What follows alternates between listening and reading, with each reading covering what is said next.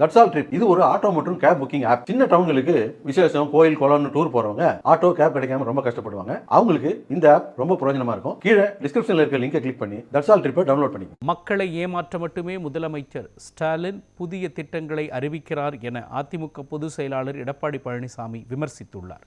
செங்கல்பட்டு மாவட்டம் பல்லாவரத்தில் பரப்புரை மேற்கொண்ட அவர் திமுக ஆட்சியின் முடிவுரை வந்துவிட்டதாக குறிப்பிட்டார். கடைசி நேரத்தில் அவசர கோலத்தில் திட்டங்களை முதலமைச்சர் ஸ்டாலின் அறிவித்து மக்களை ஏமாற்ற பார்க்கிறார் என கூறிய இபிஎஸ் முறைகேடு செய்வதற்காக புதிய திட்டங்கள் அறிவிக்கப்படுவதாக குற்றம் சாட்டினார்.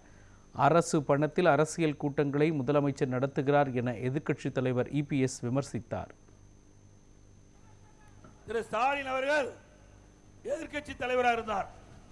நான் முதலமைச்சர் இருந்த காலகட்டத்தில் ஊர் ஊரா போனார்.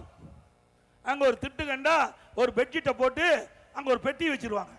அங்க இருக்கிற மக்கள்லாம் அழைச்சி உங்களுக்கு என்ன குறை இருக்குது, அந்த குறைய நீ ஒரு வெள்ளத்தாளில் எழுதி இந்த பெட்டியில் போட்டுருங்க. தேர்தல் நடந்து முடிந்து திமுக ஆட்சிக்கு அமைந்த உடனே அந்த சீலை உடைச்சு பெட்டி திறந்து நீங்க போட்ட மனுக்கெல்லாம் படிச்சு பார்த்து தீர்வு காணும்னு சொன்னார். செஞ்சாரா? எப்படி நாடகம் நடிக்கிறார் ஏங்க? வெள்ளத்தாளில் பெட்டியில் போட்டோன்னா பூட்டு பூட்டிக்கு வரான்.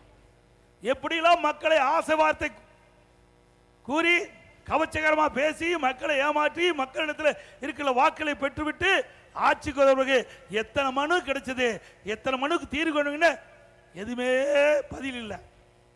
இப்படி மக்களை ஏமாற்றுவதில் 1ஆம் நம்பர் முதலமைச்சர் இன்றைய முதலமைச்சர் ஸ்டாலின் அவர்கள்.